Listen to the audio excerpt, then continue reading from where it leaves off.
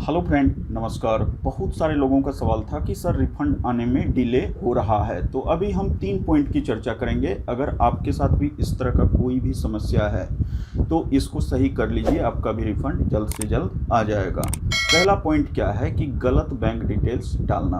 अगर आप पोर्टल पर गलत बैंक डिटेल्स डाले हैं तो उस केस में आपका रिफंड जो है अटक जाएगा, रिफंड का पैसा नहीं आएगा और वह जो है रिफंड फेल्ड करके मैसेज आ जाएगा। वहाँ जो है 2-3 चीज़ का ध्यान रखना है। एक जो है IFSC कोड सही डालना है और नेम जो है आपका वह आधार और पैन से मैच करना चाहिए। अगर बैंक में कुछ और नाम है और पैन आधार में कुछ और नाम है तो वहाँ आपका जो है वैलिडेट तो हो जाएगा लेकिन पैसा अकाउंट में नहीं आएगा। तो इस बात का ध्यान निश्चित रूप से रखना।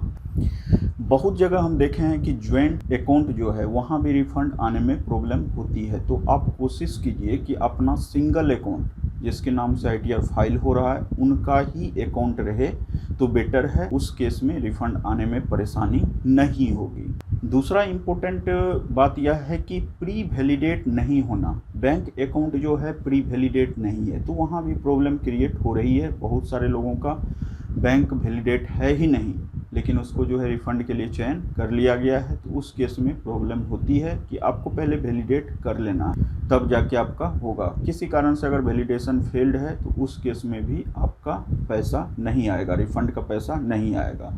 आप प्लीज़ एक बार जो है बैंक अकाउंट डिटेल्स निश्चित रूप से चेक कर लीजिए।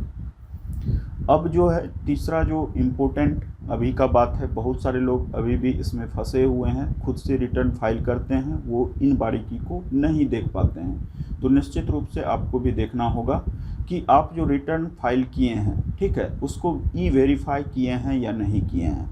बहुत केस में क्या होता है कि उनका आधार में जो नंबर लिंक है वह नंबर खो गया है, ठीक है, तो उस केस में आधार से वो वेरीफाई करने की कोशिश करते हैं तो वहाँ नहीं होता है। तो हम आपको बताना चाहेंगे कि आधार से अगर नहीं वेरीफाई हो रहा है तो बैंक अकाउंट में जो नंबर आप दिए हैं उसके ज़रिए भी आप वेरीफाई कर सकते हैं, EVC जनरेट कर सकते हैं या नेट बैंकिंग के द्वारा भी अपना ई-वेरिफिकेशन कंप्लीट करवा सकते हैं। तो इन बातों को ध्यान में रखना है। अगर आप इन बातों को ध्यान में रखेंगे, यह 3 जो है प्राइमरी चीज़ है जिसके कारण कि अभी रिफ़ंड आने में डिले हो रहा है, लेट हो रहा है। और इसके बाद भी बहुत सारे महत्वपूर्ण कारण हैं जिसकी चर्चा हम नेक्स्ट वीडियो में करेंगे। मिलते हैं नए वीडियो में नई जानकारी के साथ। अपना ख्याल रखिए, खुश रहिए। बाय बाय, जय हिंद, वंदे मातरम, नमस्कार।